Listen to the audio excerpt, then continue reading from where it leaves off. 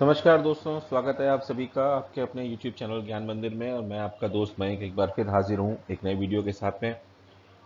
आज हम अपने इस वीडियो में अपनी पिछली कहानी को आगे बढ़ाएंगे, जहाँ पे हम नाइन्थ क्लास ज्योग्राफी सब्जेक्ट के पहले चैप्टर भारत आकार एवं स्थिति को अभी तक हमने पढ़ा समझा अच्छे तरीके से।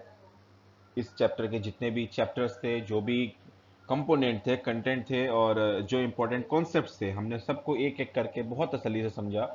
कुछ भी हमने छोड़ा नहीं है।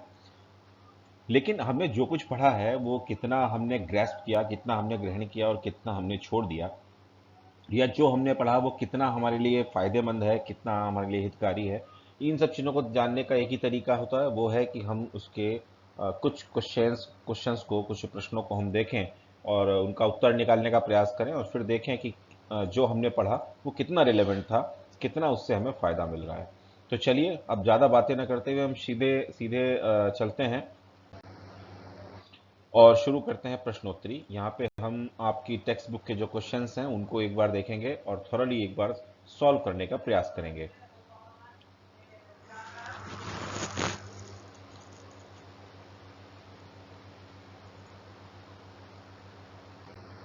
तो चलिए, ये क्वेश्चंस आपके सामने यहाँ पे आ गए हैं और हमने एक ब्लैंक मैप भी रखा है, जिस मैप के जरिए हम देखने का प्रयास करेंगे कि हम किस इन प्रश्नों का उत्तर किस प्रकार से लेते हैं। तो चलिए शुरू करते हैं पहले प्रश्न के साथ में। पहले प्रश्न में ये एक ऑब्जेक्टिव क्वेश्चन हैं, 5 ऑब्जेक्टिव क्वेश्चन हैं। और पहला ऑब्जेक्टिव क्वेश्चन यहाँ पर है कि कर्क रेखा किस राज्य से नहीं गुजरती है। कर्क रेखा किस राज्य से नहीं गुजरती है, इस चीज का ध्यान रखिए। कई बार प्रश्न जो आते हैं एग्जाम में वो इस तरीके आते हैं कि उनको बहुत ध्यान से पढ़ना जरूरी होता है, क्योंकि प्रश्नों में एक शब्द का हेर फेर भी उनका भावार्थ जो है वो पूरा बदल देता है। कर्क रेखा किस राज्य से गुजरती है और कर्क रेखा किस राज्य से नहीं गुजरती है, सिर्फ एक नहीं शब्द से पूरे प्रश्न का भाव बदल जाता है। तो इसलिए इस तरीके के प्रश्नों को बहुत आराम से पढ़ना चाहिए और समझना चाहिए। तो चलिए, कर्क रेखा किस राज्य से नहीं गुजरती है, तो हमने देखा था कि कर्क रेखा किसे कहते हैं, तो 23 डिग्री उत्तरी अक्षांश, 23 डिग्री उत्तरी अक्षांश जो होता है उसे हम कर्क रेखा या ट्रॉपिक ऑफ कैंसर कहते हैं। और भारत में ये जो कर्क रेखा है ये लगभग इस प्रकार से गुजरती है, यानी कि ये भारत में गुजरात, राजस्थान, मध्य प्रदेश, छत्तीसगढ़, झारखंड, वेस्ट बंगाल, त्रिपुरा और मिजोरम, इन राज्यों से होकर गुजरती है। यह हमने बहुत अच्छे से पिछले एक क्लास में हमने पढ़ा था।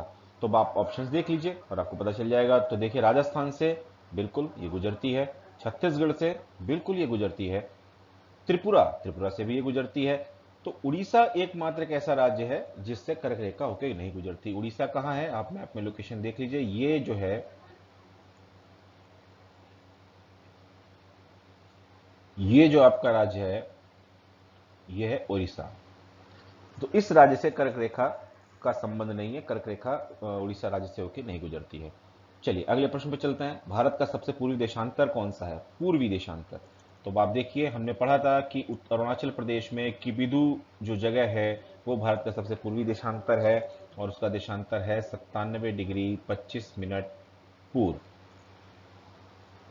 तो आप ऑप्शंस देख लीजिए, तो पहला ही ऑप्शन हमारा सही उत्तर है। हाँ, यहाँ पे मैं एक चीज और बताऊं, कई बार अगर एग्जामिनर एग्जाम को थोड़ा टफ बनाना चाहे तो वो ऑप्शंस में कई बार ऐसा चीजें रख देता है, जैसे ये 97 डिग्री 25 मिनट पूर्व है, हो सकता है जो एक ऑप्शन हो वो 97 डिग्री 25 मिनट पश्चिम हो। अब आप कंफ्यूज हो जाएंगे कि 97 डिग्री 25 मिनट पूर्व है या पश्चिम। तो अगर कॉन्सेप्ट आपने अच्छी तरह से पढ़ा है तो आपको पता होगा कि भारत उत्तरी पूर्वी गोलार्ध में स्थित है, इसलिए पश्चिम देशांतर होने का तो प्रश्न ही नहीं उठता। तो आंसर हमेशा पूर्व देशांतर ही होगा। तो कॉन्सेप्ट जानना बहुत जरूरी है। चलिए हम अगले प्रश्न में पढ़ते हैं। उत्तराखंड, उत्तर प्रदेश, बिहार, पश्चिम बंगाल और सिक्किम, इन राज्यों की सीमाएं किस देश को छूती हैं। तो ये तो चैप्टर हमने बहुत अच्छी तरह से पढ़ा था अपने पड़ोसी देशों को। हम देख लेते हैं ये राज्य कहाँ कहाँ पे हैं। तो ये है उत्तराखंड, ये है यूपी, ये है बिहार, ये वेस्ट बंगाल है और उसके बाद ये सिक्किम है। तो ऐसे कौन सा देश है जिससे इन सभी राज्यों की सीमाएं साझा होती हैं। तो अब आप आंसर खुद ही निकाल चुके होंगे। और आंसर है यहाँ पे एक हमारा पड़ोसी देश है जिसके साथ हम रोटी बेटी का रिश्ता निभाते हैं, और उसका नाम है नेपाल। जी हाँ, नेपाल। तो इसका सही उत्तर है नेपाल। नेपाल एक ऐसा राज्य है, देश है, जिसके साथ में उत्तराखंड, उत्तर प्रदेश, बिहार, पश्चिम बंगाल और सिक्किम, इन राज्यों की सीमाएं साझा होती हैं। भूटान के साथ क्या सीमाएं साझा होती हैं? तो भूटान के साथ सिक्किम, पश्चिम बंगाल, असम और अरुणाचल अरुणाचल प्रदेश, इन 4 राज्यों की सीमाएं साझा होती हैं। चीन के साथ, तो चीन के साथ हमने देखा कि लद्दाख केंद्र शासित प्रदेश, फिर हिमाचल प्रदेश, उत्तराखंड, सिक्किम, अरुणाचल प्रदेश, इन राज्यों की सीमाएं चीन के साथ साझा होती हैं।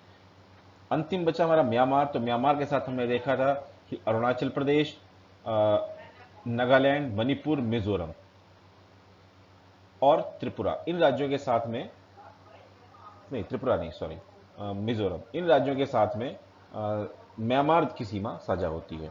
तो इस तरह से हमने इस प्रश्न का उत्तर निकाल लिया और हमने इस कॉन्सेप्ट को भी अच्छी तरह से पढ़ा था। अगला प्रश्न देखते हैं कि ग्रीष्म अवकाश में यदि आप कवरत्ती जाना चाहते हैं, कवरत्ती, तो आप किस केंद्र शासित प्रदेश में जाएंगे? तो केंद्र शासित प्रदेश हमारे कितने हैं आपको पता ही होगा। हम यहाँ मैप में इनकी लोकेशन एक बार थोड़ा सा समझ लेते हैं। तो देखिए इसका उत्तर क्या होगा वो भी हम यहीं पे देखेंगे। तो पहला ऑप्शन है पुदुचेरी। तो पुदुचेरी जो है वो तमिलनाडु राज्य के अंदर, सीमा के अंदर ही ये स्थित है, लगभग यहाँ पे। तो पुदुचेरी एक हो गया। पुदुचेरी की राजधानी पुदुचेरी ही है। इसका आंसर ये कवरत्ती नहीं, कवरत्ती जो हमारा प्रश्न है उसका आंसर ये नहीं है। अगला ऑप्शन है लक्षद्वीप। तो आपको पता है कि लक्षद्वीप अरब सागर में लगभग यहाँ पे जो कुछ द्वीपों का समूह है जिसे हम लक्षद्वीप समूह कहते हैं, और इसकी राजधानी है कवरत्ती। तो लक्षद्वीप समूह जो हमारा केंद्र शासित प्रदेश है उसकी राजधानी है कवरत्ती। तो हमारा ऑप्शन जो है यही सही होगा। अगला हम देखते हैं तो अंडमान निकोबार। अंडमान निकोबार हमें पता है कि बंगाल की खाड़ी में यहाँ पे कुछ द्वीप समूहों का एक बहुत बड़ा द्वीप समूह है, जो हमारा केंद्र शासित प्रदेश है अंडमान निकोबार द्वीप समूह, और इसकी राजधानी है पोर्ट ब्लेयर। तो ये भी इसका सही जवाब नहीं है। और अंतिम है दीव और दमन। तो दीव और दमन गुजरात राज्य की सीमा के अंदर स्थित हैं, लगभग एक यहाँ पे और एक लगभग एक यहाँ पे। और अब दमन, दीव और दादर नगर हवेली एक ही केंद्र शासित प्रदेश बन गए हैं, और इनकी राजधानी दादर नगर हवेली है। तो इस तरह से हमने इस प्रश्न का उत्तर देख लिया। अब पांचवा प्रश्न देखते हैं कि मेरे एक मित्र एक ऐसे देश के निवासी हैं जिस देश की सीमा भारत के साथ नहीं लगती। फिर वही जैसा मैंने पहले प्रश्न में कहा था, कई बार हमें ढंग से पढ़ना चाहिए। नहीं लगती क्या पूछ रहा है, तो अब उसका देश का नाम हमें बताना है। तो आप देख लीजिए, क्या भूटान के साथ हमारे देश की सीमा लगती है? बिल्कुल लगती है।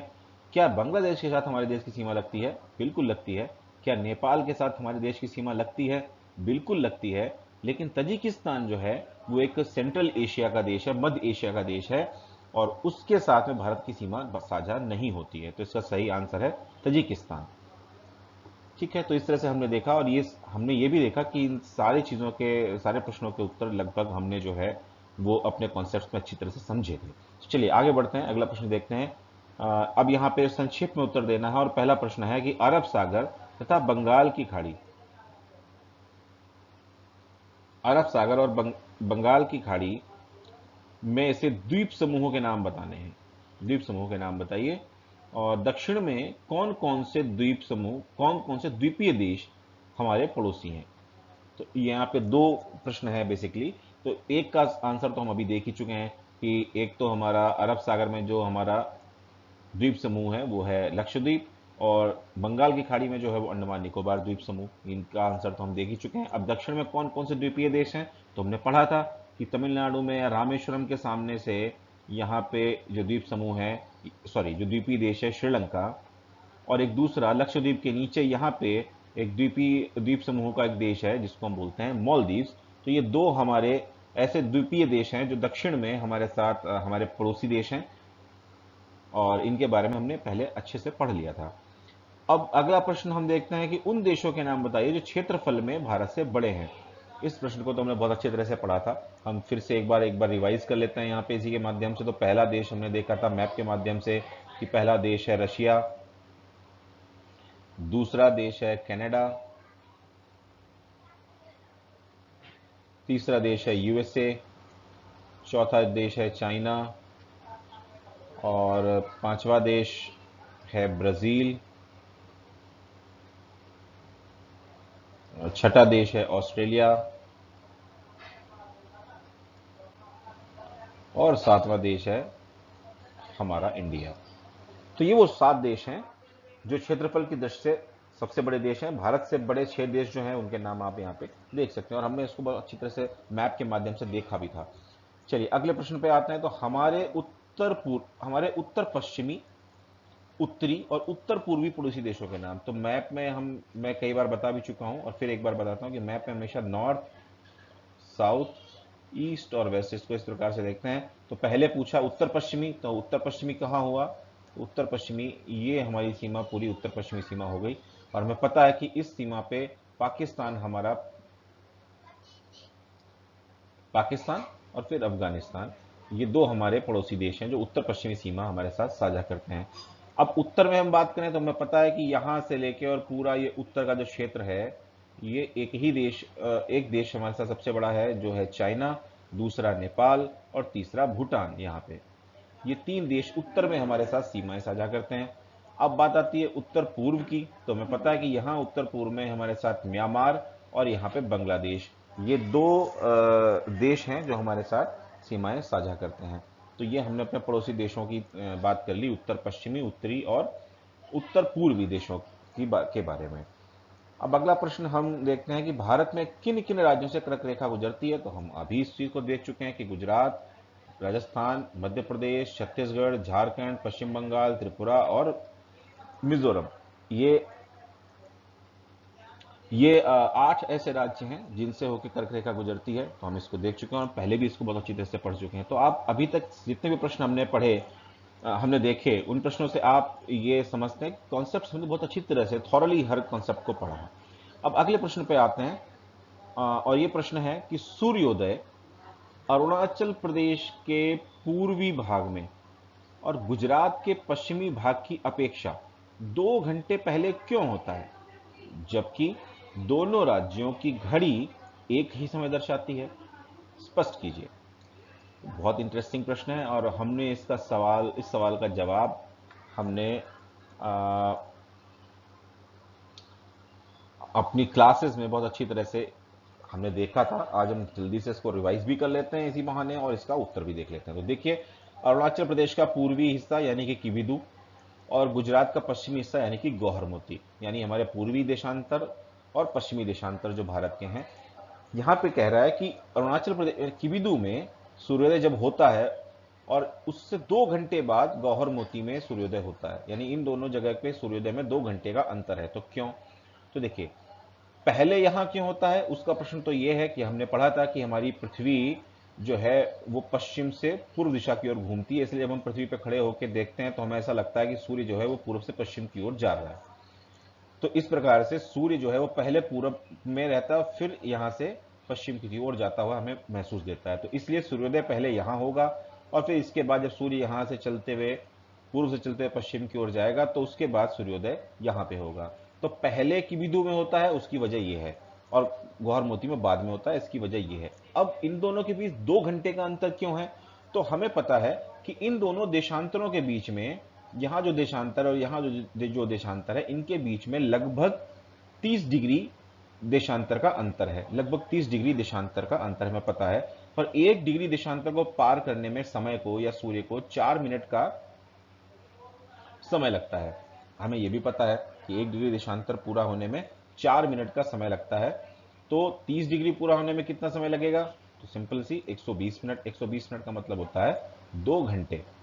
तो इस तरह से इन दोनों जगहों के देशांतरों में 30 डिग्री देशांतरों का अंतर होने के कारण समय में यहां पे सूर्योदय होने में 2 घंटे का अंतर होता है। तो पहले सूर्योदय किबिधु में होता है और उसके 2 घंटे बाद सूर्योदय गौहरमोती में होता है। ये हमने दूसरे प्रश्न का उत्तर समझ लिया। अब यहां पे तीसरा प्रश्न ये पूछता है कि दोनों राज्यों में घड़ी एक ही समय दर्शाती है, ऐसा क्यों? तो देखिए, इसी तरह से भारत में जब ये भारत का पूरा जो विस्तार है उत्तर से दक्षिण और पूरब पूरब से पश्चिम खासकर जो विस्तार है इतना बड़ा है, 30 डिग्री देशांतर का जो अंतर है, तो बहुत सारी चीजों में जो प्रैक्टिकली जब हम करते हैं तो बहुत दिक्कतें आती, खासकर जैसे रेलगाड़ियों के चलने में, हवाई जहाजों के चलने में, या सरकारी जो कार्य होते हैं, सेनाओं के ऑपरेशन में आप देखेंगे कई अंतर होता है। हम कहेंगे 6 बज रहे हैं तो 6 यहाँ बज रहे हैं, या 6 यहाँ बज रहे हैं, कि 6 यहाँ बज रहे हैं, वो हर जगह 6 अलग अलग बजते, तो बहुत दिक्कत होती। इस चीज़ों को स्टैंडर्डाइज करने के लिए या एक मानक बनाने के लिए कि हम एक ऐसा मानक बनाएं जिससे जब 6 बजें तो सभी जगह एक साथ 6 बजें, उस चीज़ को बना स्टैंडर्डाइज करने के लिए भारत ने अपने लगभग बीचों बीच से मैं कोशिश करता हूँ सीधी मतलब खिंच जाए, लगभग यहाँ से ये जो 82.5 डिग्री पूर्वी देशांतर जो गुजर रहा है, ये भारत के लगभग बीचों बीच से गुजरता है। इस देशांतर को अपना मानक देशांतर या मानक याम्य उत्तर हमने इसको माना।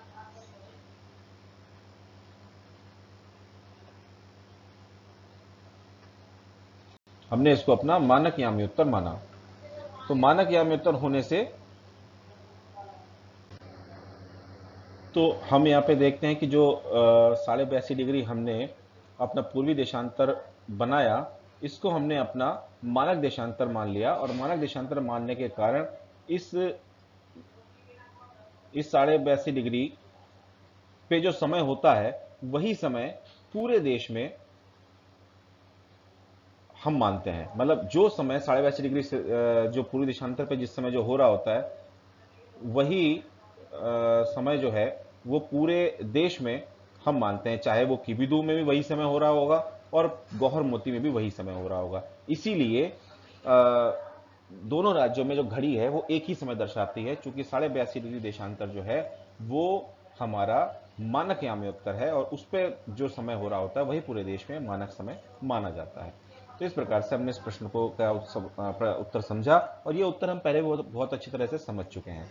अब अंतिम प्रश्न हम देखते हैं कि हिंद महासागर में भारत की केंद्रीय स्थिति से इसे किस प्रकार लाभ प्राप्त हुआ है। तो पहले तो हम ये देखते हैं कि भारत की केंद्रीय स्थिति जो है वो किस यहाँ पे कैसे भारत अपनी केंद्रीय स्थिति प्राप्त करता है। तो हम देखते हैं कि यहाँ हमारे दक्षिण बिंदु से नीचे यहाँ पे पूरा हिंद महासागर है, और अरब सागर और बंगाल की खाड़ी जो है ये भी हिंद महासागर का ही हिस्सा है। हम अपने पश्चिम में देखते हैं कि यहाँ पे अरब प्रायद्वीप, और अरब प्रायद्वीप के नीचे यहाँ पे अफ्रीका महाद्वीप शुरू हो जाता है, और अपने पूर्व में देखते हैं कि हमारे देश से लग के यहाँ पे पूरा मलाया प्रायद्वीप और नीचे इंडोनेशिया आदि द्वीप समूह यहाँ पे शुरू हो जाते हैं। तो इस तरह से ये अफ्रीका और इधर पूर्व और पश्चिम दोनों के बीच में जो ये हमारा जो महासागर पाया जाता है, इस महासागर में भारत की स्थिति बिल्कुल केंद्रीय है, क्योंकि पश्चिम से पूर्व या पूर्व से पश्चिम जाने की स्थिति में बीच में जो लोकेशन पड़ती है वो भारत ही है।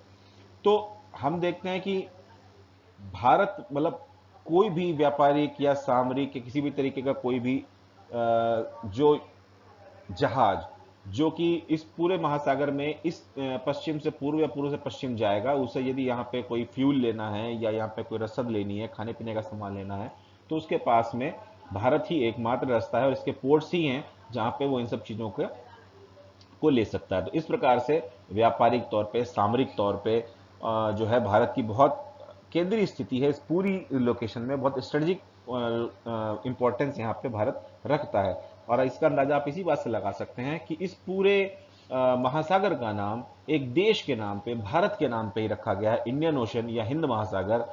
और इससे ये साबित होता है कि भारत की इस पूरे महासागर में बहुत केंद्रीय स्थिति, और इससे भारत को बहुत लाभ भी प्राप्त हुआ है। बहुत तरीके का व्यापारिक रिलेशंस हमने जो हैं वो इंडियन ओशन के जरिए हमने हासिल किए हैं, और सामरिक पोजीशन भी बहुत अच्छी यहाँ से हासिल करी है। तो इस प्रकार से हमने देखा, इन सारे प्रश्नों के उत्तर हमने यहाँ पे अच्छी तरह समझे, देखे, और हमने ये भी देखा कि इन प्रश्नों के उत्तर हम पहले बहुत अच्छी तरह से एक बार देख भी चुके हैं। तो चलिए आगे हम थोड़ा सा और बढ़ते हैं।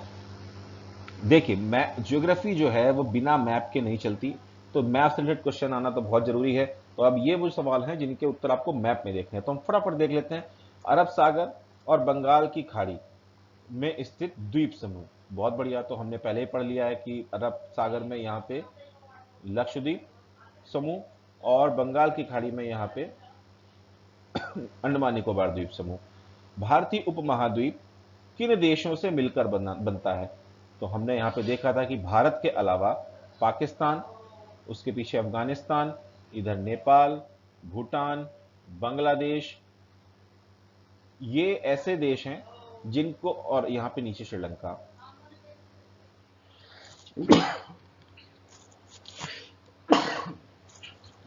सॉरी, ये ऐसे देश हैं जिनसे मिलकर भारतीय उपमहाद्वीप की रचना होती है। इस पूरे भूभाग को हम भारतीय उपमहाद्वीप कहते हैं। तीसरा, कर्क रेखा कौन कौन से राज्यों से होकर गुजरती है, तो अभी तो हम देख चुके हैं, फिर से एक बार देख लीजिए कर्क रेखा कहां से होकर गुजरती है। थोड़ा सा ऊपर से, लगभग ये कर्क रेखा होकर गुजरती है। राज्य हमने देख लिए थे, गुजरात, राजस्थान, मध्य प्रदेश, छत्तीसगढ़, झारखंड, वेस्ट बंगाल, त्रिपुरा और मिजोरम। भारतीय भूभाग का दक्षिणी शीर्ष बिंदु, भारतीय मुख्य भूभाग का, मुख्य भूभाग यानी जो मेन लैंड है हमारी, इस मेन लैंड की बात हो रही है। दक्षिणी शीर्ष बिंदु यहां पे हमने देखा था जो है वो था केप कोमोरिन, केप कोमोरिन। तो ये यहां पे हो गया भारत का सबसे उत्तरी अक्षांश। तो उत्तरी अक्षांश हमने यहां पे देखा था, इसको हम कहते हैं इंदिरा कोल। क्या कहते हैं? इंदिरा कोल। और ये था केप कोमोरिन। इसके बाद हम देखते हैं अंशों में भारत के मुख्य भूभाग का दक्षिणी अक्षांश, अंशों में भारत के मुख्य भूभाग का दक्षिणी अक्षांश। अब देखिए हम यहाँ पे मुख्य भूभाग की बात कर रहे हैं, तो इसलिए कंफ्यूज नहीं होना है। हम मुख्य भूभाग की बात कर रहे हैं तो ये केप कोमोरिन की बात हो रही है। तो यह था 8 डिग्री 40 मिनट नॉर्थ, यहाँ पे। ठीक। फिर भारत का सबसे पूर्वी और पश्चिमी देशांतर, सबसे पूर्वी और पश्चिमी देशांतर तो हमने अभी पहले ही सवाल में देख लिया था। यहाँ पे किबिदू 97 डिग्री 25 मिनट, और यहाँ पे गौहर मोती, और गौहर मोती का देशांतर कितना था हमने पढ़ा था 68 डिग्री 70 मिनट ईस्ट, सॉरी ये भी ईस्ट था। ठीक है। सबसे लंबी तट रेखा वाला राज्य, तट रेखा, सबसे लंबी तट रेखा वाला राज्य। तो यहां पे देखिए, ये प्रश्न हमने पढ़ा नहीं था लेकिन हम देख लेते हैं। तट रेखा यानी किस राज्य की रेखा सब, ये तट जो है वो सबसे लंबा है। तो इसका आंसर मैं पहले आपको बता देता हूं कि गुजरात राज्य की तट रेखा सबसे लंबी है। ये जो है, ये तट रेखा सबसे लंबी है, क्योंकि ये तट रेखा लगभग यहां से शुरू हो जाती है और पूरा तट रेखा जो है ये, तो ये किलोमीटर्स के मामले में सबसे लंबी तट रेखा वाला राज्य है। ठीक। अगला, भारत और श्रीलंका को अलग करने वाली जल संधि। तो हमने यहां पे देखा था कि यहां पे पाक स्टेट है, इंग्लिश में पाल, PALK लिखा जाता है, पाक स्टेट, हिंदी में पाक जल संधि हम बोलते हैं। तो ये जल संधि जो है, पाक जल संधि, ये भारत और श्रीलंका को अलग करती है। भारत के केंद्र शासित क्षेत्र, तो हम केंद्र शासित क्षेत्र हमको पता है, यहाँ पे दिल्ली है, यहाँ पे लगभग चंडीगढ़ है, ठीक है, यहाँ पे लद्दाख है, जम्मू एंड कश्मीर है। तो 4 तो उत्तर में हो गए। यहाँ पे दीव, दमन, यहाँ पे दादर नगर हवेली एक ही है। इसके बाद में यहाँ पे लक्षद्वीप, ये एक केंद्र शासित प्रदेश है। फिर इधर की तरफ अंडमान निकोबार एक केंद्र शासित प्रदेश है। यहाँ पे पुडुचेरी एक केंद्र शासित प्रदेश है। तो अगर हम उत्तर दक्षिण में डिवाइड करके देखें तो 4 उत्तर में है, इंडिया, लद्दाख, जम्मू कश्मीर, चंडीगढ़, दिल्ली। और दक्षिण में देखें तो दमन दीव दादरा नगर हवेली एक हो गया, लक्षद्वीप दूसरा, अंडमान निकोबार तीसरा और पुडुचेरी चौथा। तो 8 केंद्र शासित प्रदेश हमारे हैं, उनको हमने इसमें देख लिया। इस प्रकार से आप देख सकते हैं मैक्सिमम सवाल तो हमने पीछे देखे थे, कुछ एक आध चीजें थी वो पॉलिटिकल चीजें, वो भी हम आगे भी चैप्टर्स में पढ़ेंगे, तो हम उनको यहाँ पे इस तरह से देख लिया। तो इस तरह से आपके हमने क्वेश्चंस भी यहाँ पे पूरे कंप्लीट कर लिए हैं। 1-2 सवाल ऐसे हैं जो बीच में दिए गए थे और अभी पीछे भी इनसे मिलते जुलते प्रश्न आए थे, तो हम उनको भी यहाँ पे एक बार फटाफट देख लेते हैं। पश्चिमी और पूर्वी तटों पर, पश्चिमी और पूर्वी तटों पर केंद्र शासित क्षेत्रों की संख्या ज्ञात कीजिए। संख्या, अभी तटों की बात कर रहा है, यानी हमने तो उत्तर दक्षिण देखा, ये कह रहा है कि पूर्वी और पश्चिमी। तो पूर्वी तट कौन सा है? यहां से लेके और यहां तक जो तट है इसको हम पूर्वी तट कहते हैं, पूर्वी तट।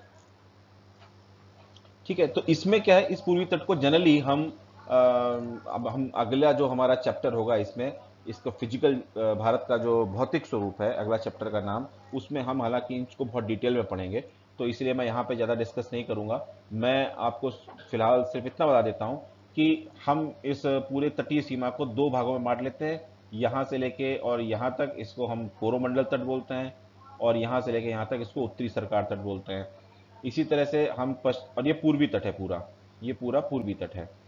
तो इस पूर्वी तट पे दो जो केंद्र शासित प्रदेश हैं वो कौन कौन से हैं हमने देख लिए थे। एक तो पुडुचेरी था और दूसरा यहाँ पे अंडमान निकोबार था, अंडमान निकोबार द्वीप समूह। इधर यहाँ पे भी हम नीचे मालाबार तट है बोलते हैं और ऊपर कोंकण तट बोलते हैं।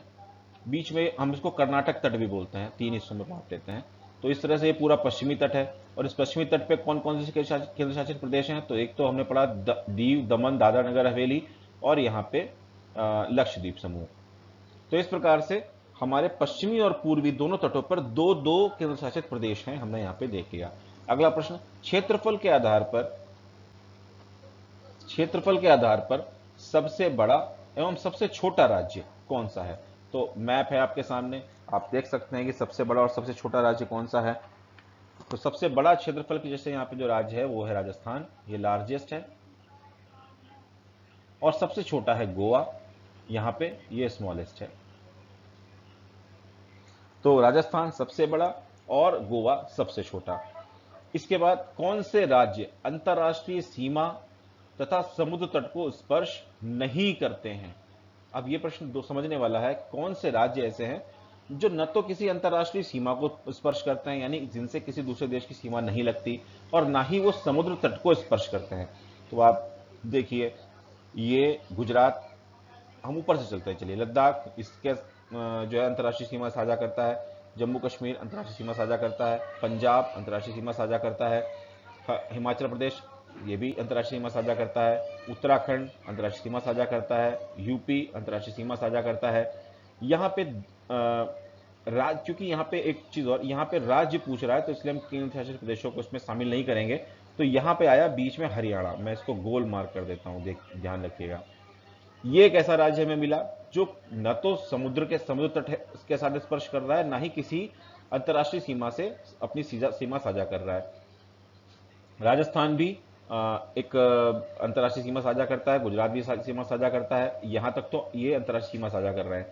अब हम इधर की तरफ देख लेते हैं पूर्व में, तो यहाँ पे बिहार ये अंतर्राष्ट्रीय सीमा साझा कर रहा है, सिक्किम भी कर रहा है, वेस्ट बंगाल भी कर रहा है, अरुणाचल भी कर रहा है, असम भी कर रहा है, नागालैंड, मणिपुर, मिजोरम, त्रिपुरा और मेघालय, ये सारे राज्य जो हैं वो अंतर्राष्ट्रीय सीमा साझा कर रहे हैं। वेस्ट बंगाल भी कर रहा है और ये तो तटीय सीमा भी साझा कर रहा है। तो इस प्रकार से ये जितने राज्य अभी तक हमने देखे, इसमें से केवल एक राज्य हमें मिला हरियाणा, जो न तो अंतर्राष्ट्रीय सीमा साझा कर रहा है, ना ही समुद्र तट को स्पर्श कर रहा है। अब इसके बाद ये राज्य तो आप सीधे सीधे देख सकते हैं कि समुद्र तट से स्पर्श करते हैं, महाराष्ट्र, गोवा, कर्नाटक, केरल, तमिलनाडु, आंध्र प्रदेश और उड़ीसा। अब ये वो राज्य हैं जो तटीय सीमा साझा करते हैं, कुछ पूर्वी तट पे, कुछ पश्चिमी तट पे। इनके अलावा अब बीच में कौन कौन से राज्य बचते हैं, तो हम यहां पे देखते हैं कि ये तेलंगाना राज्य है, इसको मैं राउंड कर रहा हूं, तेलंगाना राज्य है, ये एक छत्तीसगढ़ राज्य है, ये एक झारखंड है, और ये एक मध्य प्रदेश है। सॉरी। तो ये ऐसे राज्य हैं जो न तो कोई अंतर्राष्ट्रीय सीमा साझा करते हैं और न ही समुद्र तट को स्पर्श करते हैं। तो इन राज्यों के नाम आप अलग से लिख सकते हैं, एक हरियाणा, एक मध्य प्रदेश, एक झारखंड, एक छत्तीसगढ़ और एक तेलंगाना। कुल मिलाकर ये 5 राज्य ऐसे हैं जो इस कैटेगरी में फिट बैठते हैं। तो ये हमने अच्छी तरह से देख लिया। अंतिम प्रश्न है, पाकिस्तान, चीन, म्यांमार और बांग्लादेश की सीमा को छूने वाले राज्यों को 4 वर्गों में विभाजित कीजिए।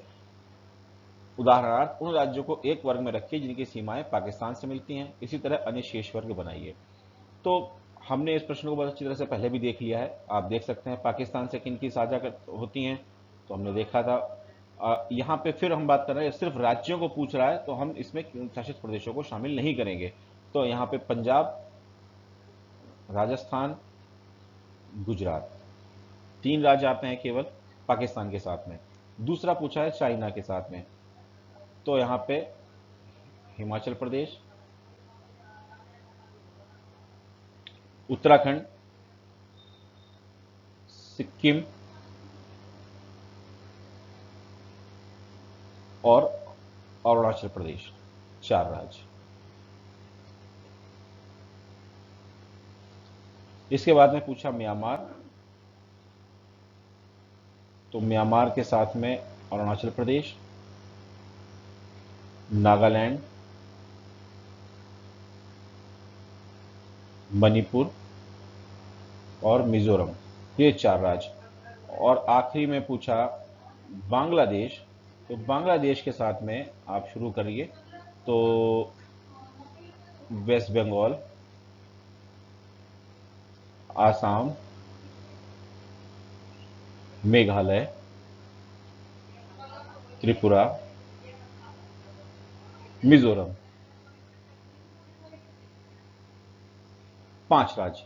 तो इस प्रकार से ये सारे राज्य हैं जो इन देशों के साथ में सीमा साझा करते हैं। इसको भी हमने जब पड़ोसी देश समझे थे तो हमने उसी समय इसको समझ लिया था। तो चलिए, कुल मिला के हमने अपने सारे प्रश्नों को अच्छी तरह समझ लिया, देख लिया, और इस तरह से हमारा ये पूरा चैप्टर आज यहाँ पे कंप्लीट होता है। हमारे जिस तरह से भी हमने इस पूरे चैप्टर को कंप्लीट किया, आज क्वेश्चंस को देखते हुए आप समझ सकते हैं कि हमने हर टॉपिक को बहुत थॉरली, बहुत तसल्ली से पढ़ा, और पूरे रिलेवेंस के साथ में कुछ भी ऐसा नहीं पढ़ा जो रिलेवेंट ना हो। और इस तरह से पूरा चैप्टर आज खत्म होता है। तो अब यहाँ पे हम इस चैप्टर को आज खत्म करते हैं। अगली क्लास जो हमारी होगी वो अगले चैप्टर से शुरू होगी, और हम वहाँ पे उस अगले चैप्टर को भी इसी तरह से बहुत अच्छी तरह से थॉरली समझेंगे और कंप्लीट करेंगे। तो चलिए, मैं आपका दोस्त मयंक अब इस वीडियो को यहीं पे एंड करता हूँ, और मिलते हैं अपने अगले वीडियोज़ में। तब तक आप इस वीडियो को देखिए, लाइक कीजिए, शेयर कीजिए अपने दोस्तों के साथ में, हमारे चैनल को सब्सक्राइब कीजिए, अपना प्यार बनाए रखिए, और मिलते हैं अगले चैनल में। तब तक के लिए गुड बाय, थैंक यू, जय हिंद।